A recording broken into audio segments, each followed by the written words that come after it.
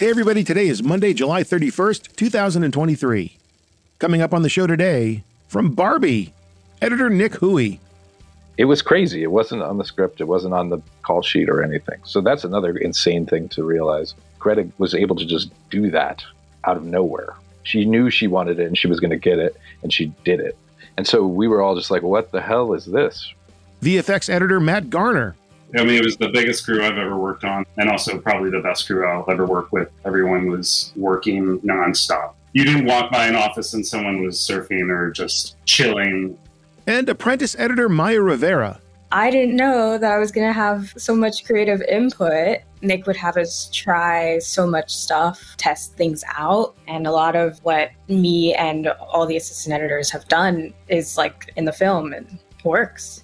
Yes, all that and more on this edition of The Rough Cut.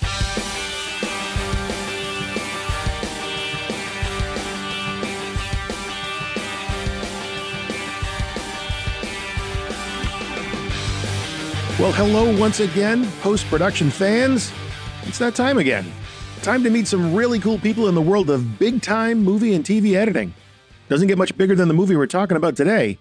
Who knew that Barbie, yes, Barbie, would be the mega hit that it is? I don't know. Maybe it should have been obvious. Iconic doll, big movie stars, seems tailor-made for a summer blockbuster. But still, what would a movie about Barbie be about? How would that work? Why would that work? Where can I get tickets and where did I put that pink shirt? I need it to go see Barbie. I'm telling you, phenomenon is not a word that would be considered hyperbole when it comes to this movie. So there has got to be more to it. And of course there is. And there would be no better people to talk to about that, in my not so humble opinion, than the folks in the cutting room. And they are here with us today. Starting with editor Nick Huey. Barbie is now Nick's third film with actor, writer, director, it girl Greta Gerwig. They also did Lady Bird and Little Women together. Along with Nick on the podcast today is VFX editor Matt Garner. Matt is new to working with Nick and Greta, but he is a seasoned vet when it comes to working with Martin Scorsese. I'd like to have that on my resume. Matt worked on Hugo and The Wolf of Wall Street, coincidentally a film which Barbie herself, Margot Robbie, had a breakout role, and also The Irishman. I don't mean that Margot was in The Irishman. I mean that was the other film that Matt did with Scorsese. Clear enough? Okay. Finally, we have apprentice editor Maya Rivera on, which is awesome because A, I don't think we've ever had an apprentice on before, and B, how cool would it be to view this experience through her eyes? Imagine one of your first gigs on a feature film will be on a mega hit. Again, something I wish I had on my resume. Let me give a special shout out to two people who could not make the interview today, and that would be assistant editors Nick Ramirez and Gloria Tello. They were here in spirit, though. You're going to hear some really great stuff from the team today. Especially interesting, I think, is the build-it-as-you-go approach they took to the music with super producer Mark Ronson. What a huge help that would be to have him in your corner when it comes to finding great music for your movie. I know I'm telegraphing this one a little.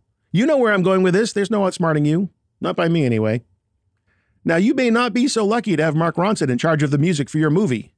But with Extreme Music, you can easily find production audio inspired by the works of Mark Ronson. Yes, ever since Barbie and Ken have been rollerblading around the dream house, Extreme Music has been giving the very best in production audio to film and TV makers in Barbie land and beyond. How do you get this great music? Well, you got a computer, right? You can probably figure out the rest from there. But it does involve going to extrememusic.com and using their super simple search engine to explore their massive catalog of top-shelf tracks made by the most talented musicians, producers, and composers in the business. You just drop a few clues on Extreme Music like tempo, genre, composer, lyrics, instrumentation, and they will find you what you need. Or you can do that really cool reference track trick where you upload a track to them and they find you ones like it. They can license it for you right there on the web, or they can talk to you, actually talk to you to help you through it. Because Extreme Music is music made for humans by humans. Extraterrestrials and artificial intellects need not apply. Now then, time to open the editorial toy box and play with some dolls. Who better to do that with than the post crew from Barbie? Nick Huey, Matt Garner, and Maya Rivera. Yeah, so I mean, 150 million, you got to be kind of disappointed with that. Sorry. Hopefully it does better next weekend. Yeah, this movie, I don't know. When I first heard about Barbie, the movie, I'm sure I reacted the way a lot of people did, which was, okay, Margot Robbie, Barbie, Ryan Gosling, Ken, I get it. Sounds like fun. What's it going to be? And then finally the trailer comes out and you watch the trailer and you go, okay, what's it going to be? I mean, this, trying to figure out what this movie was going to be was just futile. Nick, I do usually start off talking about the editor meeting the director and the conversations they had. This is your third film, I believe, now with Greta, so I think we can put aside the how'd you two meet. But really what I'd like to talk about is your reaction to the concept, to the script. When Greta first told you about Barbie, where you were, and your reactions, and whether it was just conceptually or she actually handed you the script and said, hey, give this a look. I would say the very first time was when we were cutting Little Women, because she had to, like go meet with Margot Robbie and stuff. And so it was just a funny thing where we were in your shoes, where we were like, a Barbie movie with Margot Robbie. Like, that makes sense. That sounds hilarious. Are you actually going to be involved in that in some way? Like, it's so hilariously commercial sounding when we were trying to do something pretty serious. But it was exciting and fun. And then eventually she was just like, hey, we wrote the script and I'm probably going to direct it. And I was like, what? And she sent it to me, and it was so funny. It's probably the funniest thing I've ever read. It was like reading a Mel Brooks script or something, or an Albert Brooks script, or a combination of the two. But I really believed, and I still am shocked. I was like, they're never going to let you make this. There's no way. It's totally bonkers, and it is a Mel Brooks movie, basically. And she was like, I don't think they will either, but let's try. And amazingly, they did. I can't even believe it still. I'm glad you said the part about they're not going to let you make this movie and us make this movie. Lady Bird and Little Women and then Barbie. The succession there just doesn't add up. But that's okay, because that's the wonderful thing about movies. You get to be surprised. And she made it her own very much, Once I read this, I thought it was amazing. I just thought it was pushing too many buttons. I thought it was too risque, I suppose, for a studio to greenlight such a huge IP as Barbie with this movie. It surprised me that they were okay with it. Obviously, you know Greta, but I think some key members of your crew didn't really know you all that well, maybe a little bit, or hadn't worked with you before. Maya, as apprentice editor, I have to tell you that I get a lot of emails from up-and-coming filmmakers, people with aspirations to work in post-production, and it's like, oh, it's going to be such a long road to get to something good. And here you are, apprentice editor on one of the biggest movies ever, and not a ton of film projects under your belt to this point. So I'm sure there are a lot of people leaning forward going, okay, Maya, how'd you do it? So tell me about meeting Nick and getting on this enormous film. Well, I actually met Nick at a Little Women screening. He was just like answering questions from an audience. And I thought he was the coolest person in the room because I wanted to be an editor, and I had to I had trouble speaking to people who I thought were really cool. So during that time, I was like, okay, I'm going to do this. And then he turns out to be like this guy with endless dad jokes. Not as many as Abdul. Yeah. But I wanted to shadow him, and we didn't end up getting to do that. But he remembered me and asked me if I wanted to be part of this project. You make it sound so easy. Just show up to the Little Women screening and stalk the editor. That's actually a pretty good plan. Yeah, it's amazing more people don't do that, actually. She was the only one who came up to me and was like, hey, the movie was great. I want to be an editor. No one else does that. It's that simple, really. Matt, is that what you did? You just showed up to a Little Women screening and said, hey, I'm a VFX editor. I'd love to work with you. Actually, we were parked right next to each other when he was cutting Little Women. I was on The Irishman doing VFX editing, and he was literally the next room over.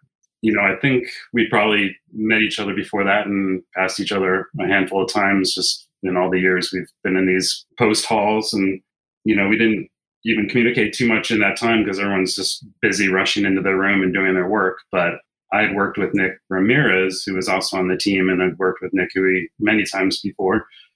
Maybe he put in a good word or something initially, but I guess just having that closeness in that way and just seeing what other projects are being worked on is what brought us into each other's orbit. And then, I got a call pretty early on.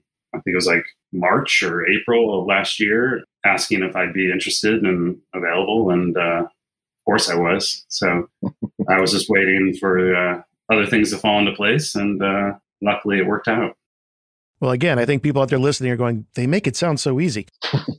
I think someday they're going to teach classes in marketing about this film. The way it was rolled out was just sort of a master class. I don't usually ask the post-production crew about this, but because of the marketing machine going on here, were you required at all to do any sort of deliverables outside of the normal editorial duties, whether it was internally for stakeholders like Mattel or for trailers or anything to help build the momentum and also sell people on this movie that's just so hard to figure out until you actually see it? Yeah, I mean, I'll let Maya talk about the deliverables to the actual promotional department. It was, I would say, the most we've ever been involved with promotional stuff. I mean, on some things I've actually cut like trailers and teasers, but on this, we were way too busy working on the actual movie. But I know we were constantly sending them material. And I know that they were constantly showing us things to just say, like, can we put this out in the world? And it was always amazing. Every week it felt like there was some amazing visual or teaser or something that they were sending us. We were just cracking up, loving it. And it was like we would send them new cuts and then they would use them in the teaser or whatever and then send it back to us. And so we were like, whoa, this is like real time marketing. Like we're doing it. It was just such a great team. It really was like astounding to work with such a good marketing team, because usually you're kind of like, oh my God, look at this poster, it's terrible. Or look at this trailer, it's terrible. Like that's usually the vibe when you're working on a movie and you're like, they don't get it, you know? But this team got it 100% and knew exactly how to get it out in the world, which was really exciting. Yeah, I mean, there were a ton of turnovers to marketing and other people as well.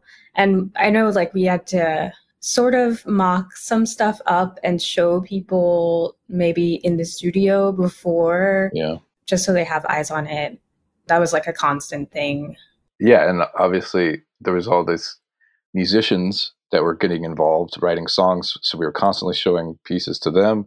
And Chevrolet was like involved. It was like there was a million tie-ins and things, so we were constantly having to get stuff to them. So we had a huge, amazing crew. And Nick Ramirez was really the head of it, who I've worked with a million times. And he's just in Arizona right now, so he couldn't be here. But he's amazing and killed it. And then Matt was actually one of 3 VFX editors, but he was the first one we brought on, the main one. And Masachi and Louis were 2 of my favorite people in the world too. And they were killing it too. So it was just like this huge crew, biggest I've ever worked with by far or seen. And we had this whole floor, and literally for 14 months, had no breath of air. It was like there was no twiddling your thumbs. We were all busy the whole time. So we definitely earned that $155 million opening.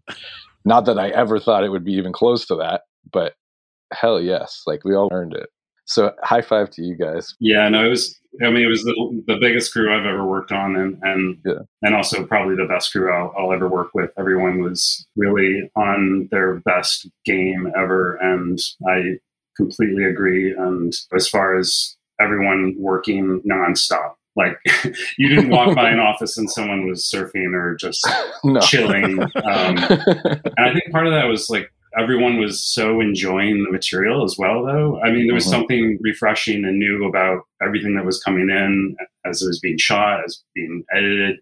The space we were in was amazing. So no complaints there. And if I could do it again, hands down, with everyone on that team, I would sign up right now. I mean, it was great. Exactly.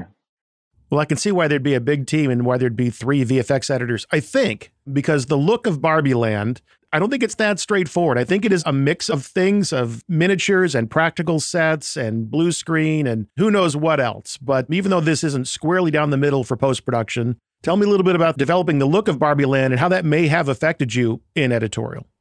I mean, it started with Sarah Greenwood.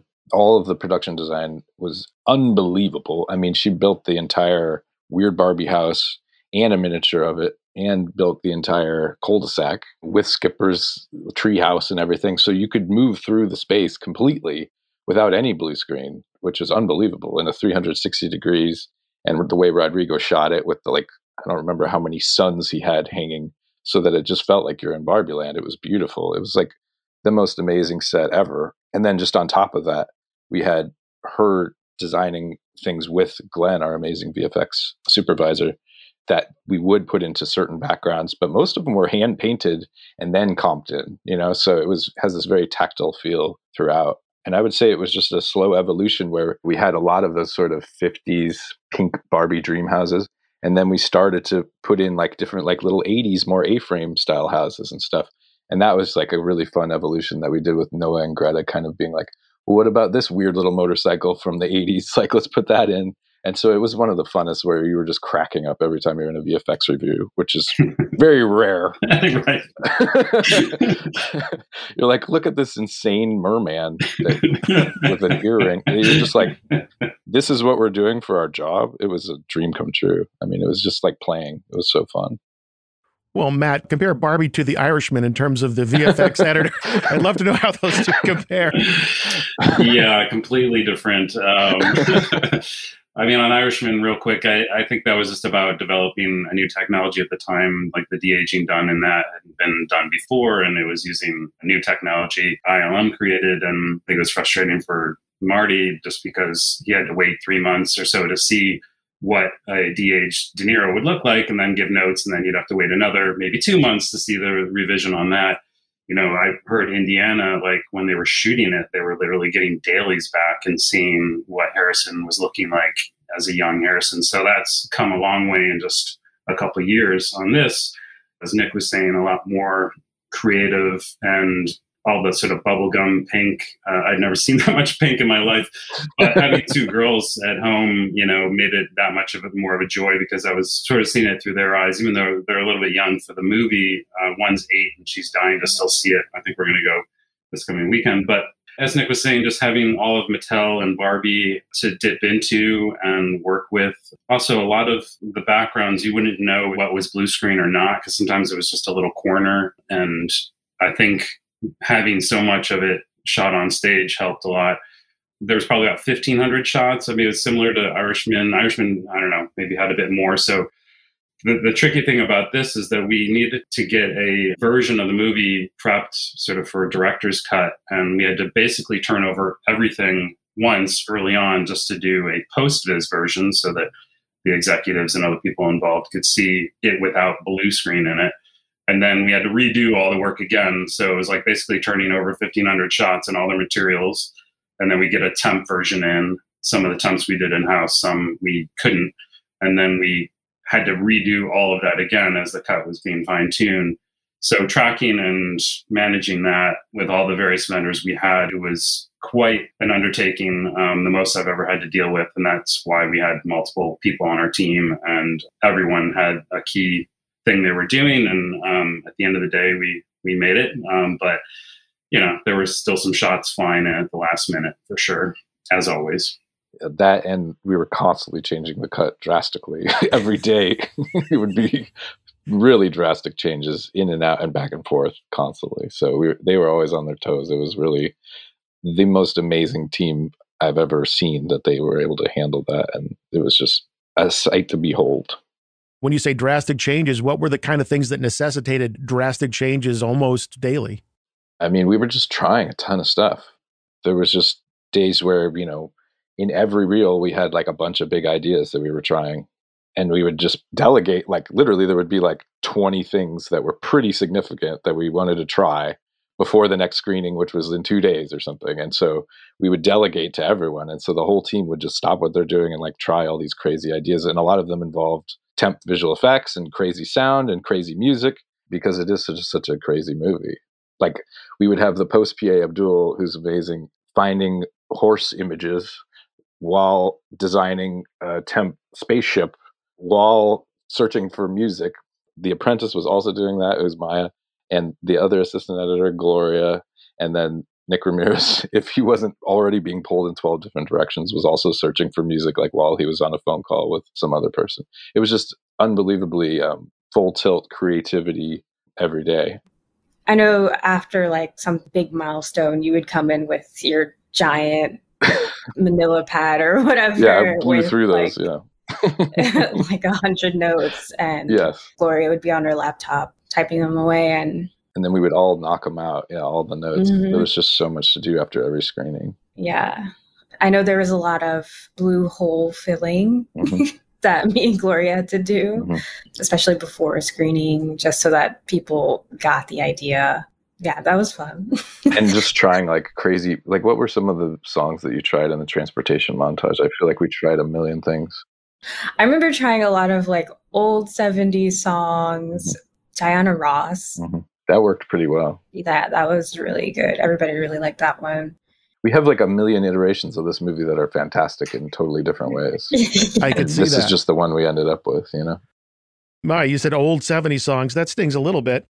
But it's a good jumping off point because Greta's been, in her promotion of the film, has been talking a lot about reference movies and the fact that she had all of you, or she had screenings for the crew to see these movies. And I'm only going to list maybe half of them because there's like 30.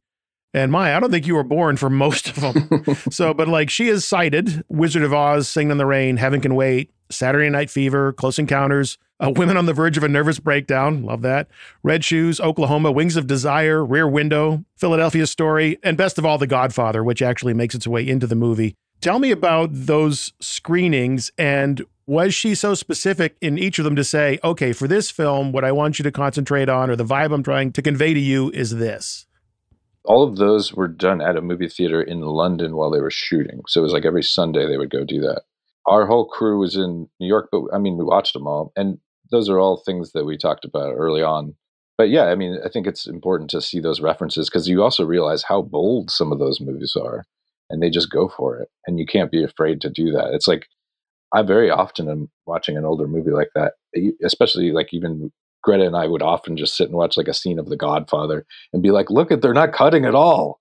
This is amazing, and just things like that where you're just like, you really should do that. I don't know what it is nowadays that people have such a short attention spans, but we need to change that and just lean into the material and make it the best we can make it, and not be worried about what people think of it. You just have to make what you think is the best thing. And so that was sort of the vibe. And of course, production design, that was very helpful for people, and the tone of things like Singing in the Rain to understand this crazy dream dance sequence. Going back to the scale of the crew and the amount of turnovers, just setting up for this. Nick, for you, just how it compares to something like Little Women or Lady Bird, and for Maya and Matt, saying, okay, we've got to build out this workflow and set up this gear in a way that's going to be able to support this massive film that has such dramatic turnarounds. Well, thank God we had Company 3 and we had this whole team of cats.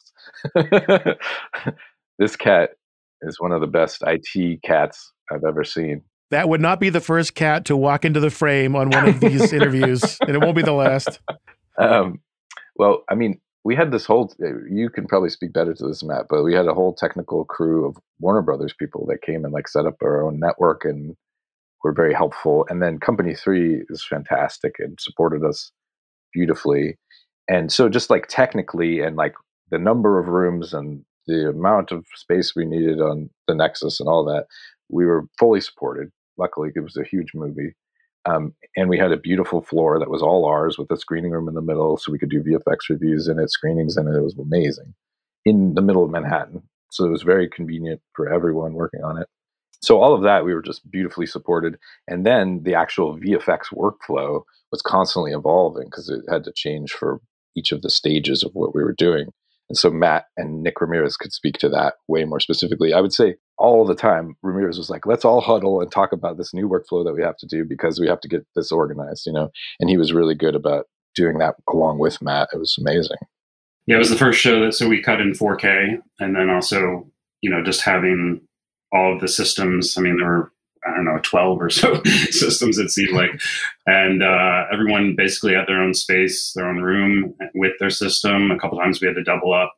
We were a little nervous about cutting in 4K, none of us having done it before, and not many shows that we talked to had done it before.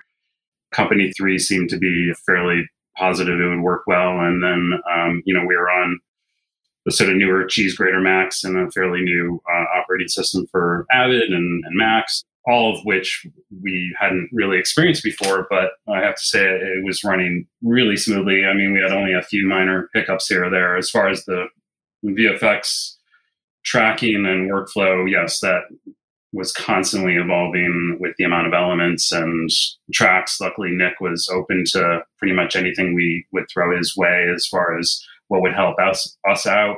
So we weren't having to have two separate sequences, and everything was in our own shared timeline. And we had a couple of tracks that were our own that we could sort of do with what we wanted. And then we just tried to make sure that everything below it, all the key tracks, were kept solid. And every show is different. Every show has a different crew that works differently. And depending on the database works, depending on the production side, VFX producer Nick King was coming in from England. I had not worked with him before. And Glenn, they both had their own way of working, and we had a database that was basically FileMaker that was constantly being rejiggered and written with scripts and things. And Nick King was great at that, making it fold into our workflow and our demands. And it was pretty robust at the end of the show. I don't know. I mean, my head's still spinning at night. Sometimes I wake up like 4 a.m, like, could we have done this better? Or maybe this was a better, but at the end of the day, it all worked out. But sometimes you start to go down a road and you don't know, well, what if, what we put into play a couple weeks ago is going to actually come back and bite us. So there was a little bit of stress and anxiety, honestly, because we had such a big crew, because everyone was in such good spirits. And I'm talking top down, like Greta and Noah.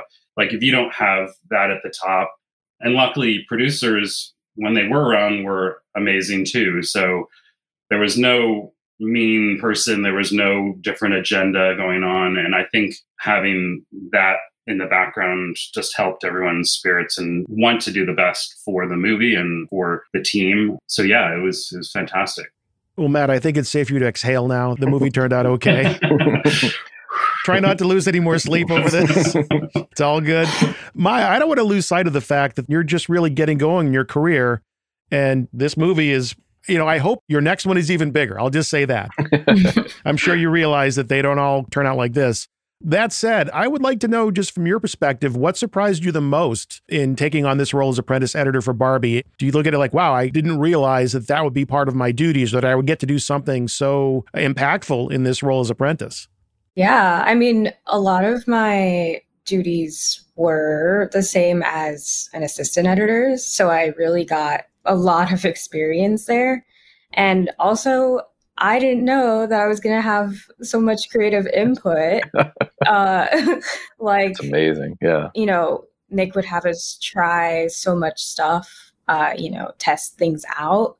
And a lot of, what me and all the assistant editors have done is like in the film and works. Yeah. That's when I think back to being an apprentice and an assistant, it's like the funnest moments were when I was like, can I just play with a scene and like try a bunch of crazy stuff? And sometimes you have the time to do it. And we were always working 100%.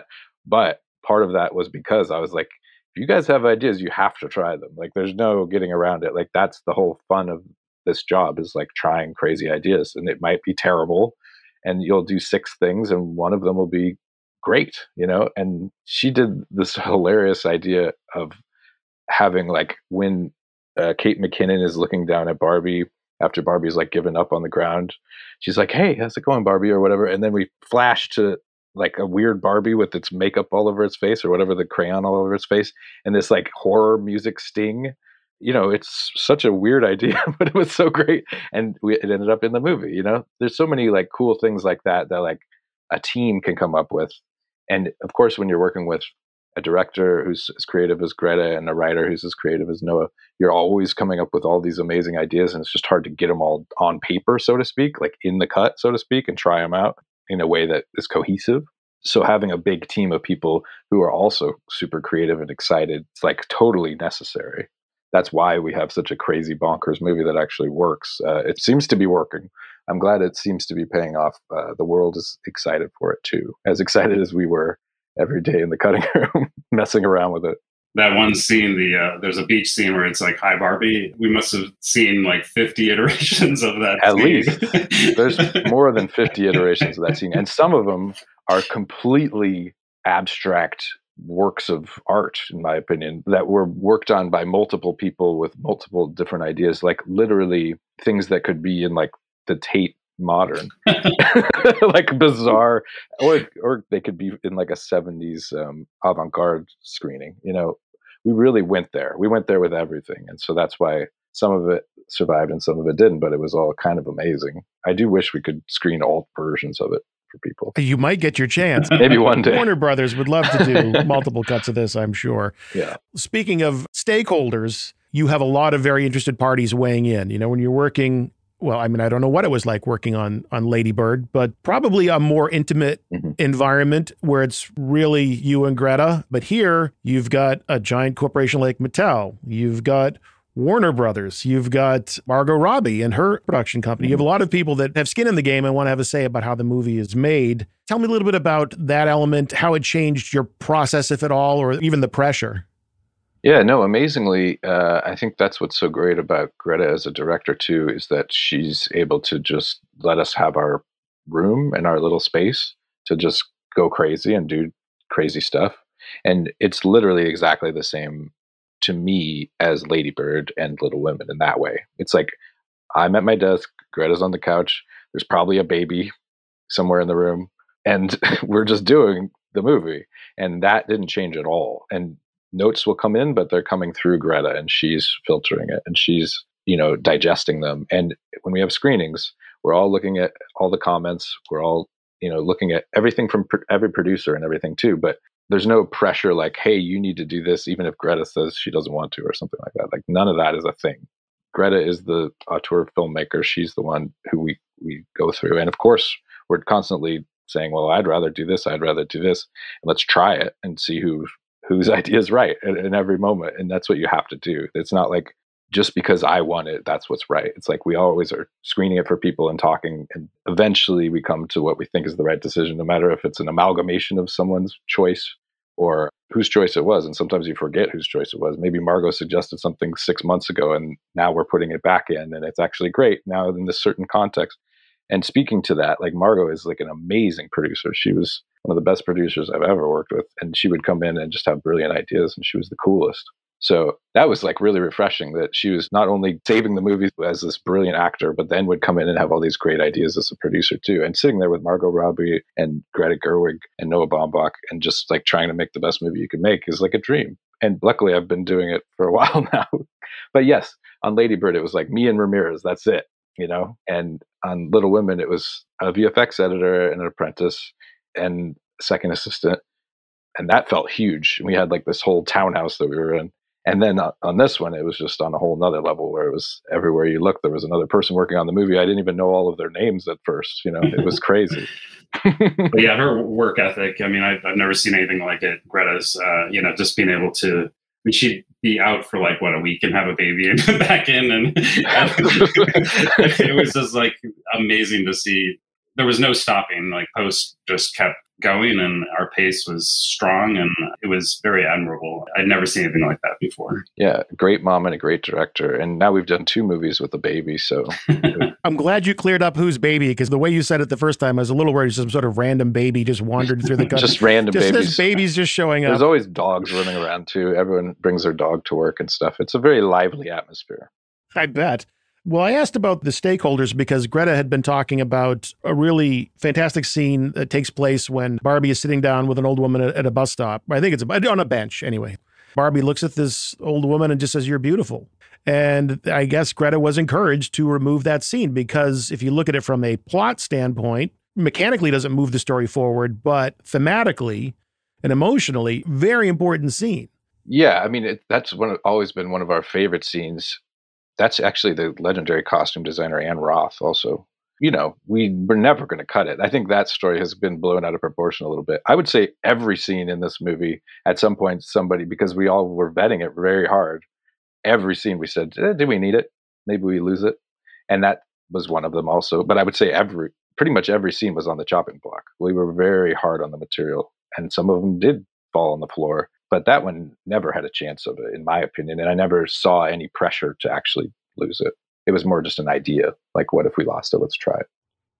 Well, I love that scene. A lot of people love that scene. And in watching the movie, I always try and pick out at least one, maybe 2 scenes. It's hard to pick a favorite, but I guess my favorite is the I'm Just Ken battle, dance number, musical extravaganza. Tell me about how that scene came together and the things that you each had to do to make that work as well as it did.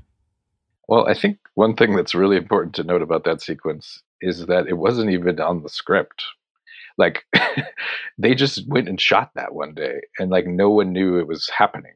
And so they were running the choreography, and Ryan was getting the song, and Mark Ronson had written the song with Andrew Wyatt. And it was just like, oh, now we're going to shoot this dance sequence. It was crazy. It wasn't on the script. It wasn't on the call sheet or anything. So that's another insane thing to realize. Greta was able to just do that out of nowhere. She knew she wanted it and she was going to get it, and she did it. And so we were all just like, what the hell is this? Really? Like, just like an audience is saying when the scene comes on, and it's the Dream Ballet. And that seems obvious to me. I was like, of course you should have a Dream Ballet. But most people don't think that way, I don't think. And what's crazy about it is it comes off the heels of a scripted scene where he's singing Matchbox 20, which is already extremely bizarre. And I'm still wondering what all those people who bought tickets are making of that reel. We always say reel 7 is our favorite, like reel. And not that this movie is long, but we just had 8 reels from the beginning and we never changed it. And reel 7 literally starts like right before the Matchbox 20 song and ends when the Kens finish their Dream Ballet song. And so we would always just say, let's watch reel 7 just as its own short film. And it never disappointed. That was the one reel I could watch a million times. It was so fun. And how about from a VFX standpoint? Yeah, I mean, that went through some iterations. I mean, just the cut itself was constantly evolving around that time as far as the battle scene and what to put in it and how much. And I think VFX wise, that was probably one of the last scenes that we were getting locked down. Most of the worlds outside of that were locked down earlier and were coming in and progressing and evolving. But that one, as far as creative ideas and things that were just being thrown at it, we were doing that up to like a month before we were finished. And as far as the explosion that happens out of the battle with, them to bring them into the Dream Ballet, just needing a transition there, went through many iterations and finally zeroed in on this bibbidi bobbidi boo effect that brought this sort of amazing Kenergy together. And again, yeah, it was just like everyone, even the ideas being thrown out, everyone's just like loving it and laughing and just having a great time. But the effects aren't that high level as far as needing a ton of time to develop. But because so many ideas were thrown at it, it took a while. And I think just trying to understand how much background action was going on in the battle sequence and how ridiculous we wanted to make it. Again, everything was thrown at it. Like, maybe we do this, maybe we do that. Maybe we have more lounge chairs. We have a big ball. So that was probably one of the last VFX scenes to creatively be locked down and therefore be finished. But I think everyone at the end was pretty happy with the results. The note is always more lounge chairs. No, it was quite the opposite, actually. So much I don't understand about this movie. Maya, managing those timelines, is the approach generally keep everything in the timeline, just layer it up so we see all the different iterations in there? Or is it more of a, no, I'm going to have different versions and they're going to be as Spartan as I can get away with having them be? We didn't have everything stacked so that we can go back to the last version. Though sometimes that did happen. There were so many versions that would be impossible to do. Yeah. Matt had a very good marking system going. Yeah, that was amazing. Yeah. What was it again, Matt? Well, we sort of created sub clips of every shot that we turned over, and those sub clips then became like our version 0, so that we would have a clip that would represent exactly what was turned over. And that clip was then muted on the track. And if we wanted to, if Nick was extending a shot, he'd run out of that clip and say, okay, well, we don't have that turned over to the vendor, if that makes sense. He wasn't really paying attention. We didn't ask him to pay attention to that part of it, but we were paying attention to that and having a reconciliation, a conform every couple days basically to see what's been set off. That was one part of it, but we also used like markers all over the place. We would, even if elements were turned over, they were stacked. We would collapse clips together on that track. So that track was like our VFX tracking track that was just muted and above, and we would use that in conjunction with our database to follow along the edit. Now, as far as the iterations go, luckily, thank goodness, when decisions were being made, I think for the most part, it was like, no, let's go for this. It's better. We didn't have many places where Greta or Noah or Nick were thinking, well, let's keep that in our back pocket because we may wanted to switch it on or off. I mean, there were a couple of those, but over the course of 2,000 shots in the movie, 1,500 VFX shots, I think we maybe 4 instances where we're like, oh, let's just have that in our back pocket, maybe, luckily. And then obviously we could just go back to an old sequence if we decided to go back to an old idea. But as far as the tracking layer, and then we had other layers that were just active VFX, and we would only have 1 or 2 tracks as far as what was actually being seen in the playouts. The takeaway I'm getting from a lot of what we've talked about already is just sort of a fluidity to the creative process, that there's the script, but then Greta and Noah and everybody, Margot, not afraid to, along the way, let's just see where we can take this. Let's see how many different ways we can go. And certainly in the music, working with Mark Ronson, something I've read about was, as the film is being edited, which you're all familiar with, Greta and Mark were recruiting artists to do songs for the film. And so showing them scenes, showing them cuts.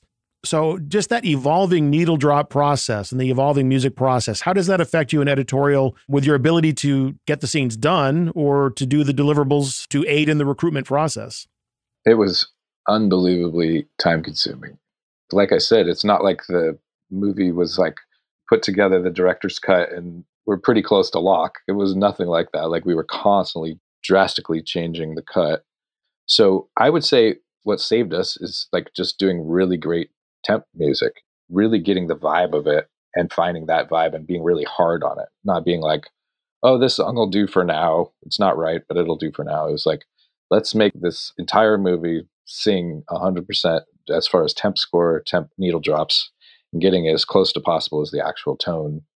I think that just helped the musicians as well. When they saw it, they were like, oh, I get what you're doing. You know, I don't know how to speak to it any better than we constantly were working on it and trying different music and making sure it was the very best for each little tiny screening we had or any big screenings we had, and just really being hard on the material and just making it as fun as possible and as emotional as possible. And Maya saving you with those 70s hits. Well, I know that Mark and Greta had like particular ideas for particular artists for certain scenes. So me and the rest of the assistants would gather those scenes and show it to each artist and see what they thought. And, you know, maybe they would go along and create something cool. Yeah, I would say, and yeah, but no one really knew where anything was going to go, you know, even up till very close to the end. And we just kept trying things in different places, you know. But yeah, it was really exciting when we said this the other day. It's like, oh, you're wearing a Lizzo shirt. She's actually just going to come sing the opening song for us. What do you think of that? All right, fine. Yeah, Billie Eilish is going to sing a song for us. Oh my gosh. And when she sent that, it was out of control. Everyone was just like, what? Yeah. And that just kept happening. You know, Nicki Minaj, Ice Spice, Pink Panthers. It just looked like it was an insane deluge of awesomeness. Not to mention, like, Ryan Gosling killed it with his songs. Like, he was just so great. And Dua Lipa. I mean, like, you can't keep saying people without leaving out, like, a huge artist. Kevin Barker. Yeah. It's pretty crazy. Sam Smith. Yeah. I mean, it just kept going. Yeah, Maya, I don't want to say it's all downhill from here, but man, I'm having a hard time. Well, we kept saying that to her. We were also like, you know that it's never like this fun either. Like, you understand that, right? And you're like, yeah, I guess. Okay. I want to make sure we talk about the emotional beats of the film too, and that element of it. Because again, I think balancing the lightheartedness, the comedy with those stronger emotional beats. Were there times working with Greta where you felt like we're leaving something too important on the table here, or we're going too hard into the emotional stuff? We got to remember that it is Barbie. You want to keep it upbeat. Yeah, it's always finding that line and making sure that it has the right balance. There was a lot of like big slapstick humor type scenes that just fell on the floor because, you know, the movie tells you what it wants to be. And it just takes time to go through that process. And you start to be like, oh, well, this huge comedic set piece is just not right for the movie. We have to lose it. And it's affecting this emotional scene after it. Things like that always happen. And an emotional scene maybe is too long and it's affecting the comedy after it. And you got to trim it down and try it out again. You just want to sing the song and hit the right notes. And you just have to keep finding it and keep working on it. But this movie was very personal to all of us, I think, in so much as even in this end montage, we put our own home videos into it, like of our family and our friends and things. And so I sound like a broken record saying we were all just working all the time, but we also were just like pouring ourselves into it. So all of us, Maya, Gloria, Ramirez, Matt, and everyone else who worked on it, literally just put their creative energy into it in the best, most beautiful way. And so I think just continuing to do that and then running it through the sieve, making sure only the best bits rise to the top, was just our process.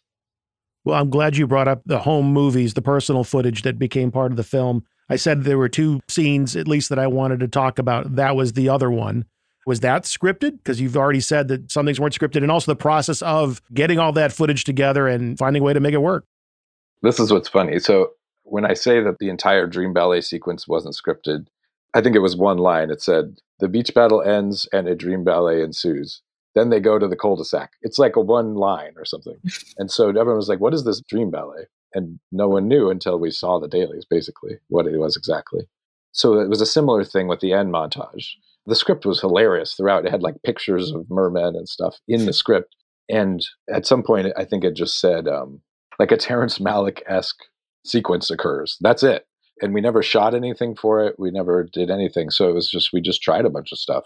We tried stock footage. We tried footage of life. We constantly were referencing, obviously, Malick, but also Godfrey Reggio and movies like, his Koyaanisqatsi and Nicoy Katsi and those movies. And of course, Man with a Movie Camera and Baraka and all these movies where it's like life, and you see a flower blooming quickly, and all this sort of stuff.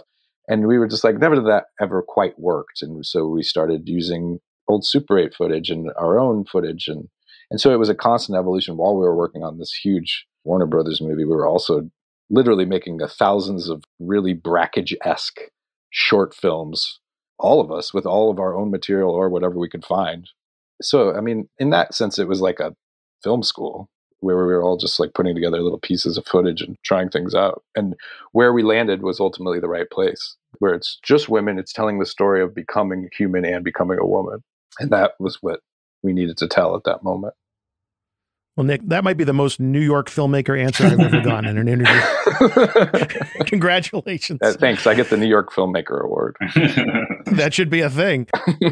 We were talking about shouting out the crew. I did notice in the credits a special thanks to Deborah Neal Fisher. Yeah, she's great. I'm sure there's a lot of reasons to thank Deborah, but why in this case? So she did like the Austin Powers movies, and she did Hangover. She's the coolest also. She's like, I'm going to be more New York. When you read that monster book, like about the making of Up Close and Personal, she was the one that was in the cutting room during that time. Like, she's a legend. She's the coolest person. And she has a history with Mike DeLuca, who, is the head of Warner Brothers now, along with Pam Abdi. And they were just like, we love the movie. It's amazing. Do you want to like see if this amazing editor can make it funnier? And we were like, yes, please. And she came and hung out and we ate a lot of food together. And she tried some stuff and we just laughed a lot. And then she went home and we were like, that was fun. And I kind of just want to work with her on every movie where she could just come and try stuff. But honestly, what's crazy about it is we were all doing that all the time. We were all like, hey, why don't we try to make this moment funnier? Like, just go ahead and try. And so I'm always collaborative in that way. So it didn't feel unusual and it didn't feel, it was just like having another assistant trying a bunch of stuff. But she's like one of the coolest, greatest editors of all time. So it was just a nice bonus. Yeah. But that's not too much of a New York answer. I think that's a universal answer. Okay. Everybody wants to work with Deborah. Okay, good. Well, speaking of who you want to work with, I'm going to put you on the spot, Nick, and ask you what you look for in a good assistant or what you look for in a good VFX editor. Oh, I mean, to me, it's 100% somebody I want to spend 12 hours a day, 6 days a week with, and doesn't shy away from working really hard because they know it'll pay off, I think that's the most important thing, is like a really good attitude and wanting to like do your best.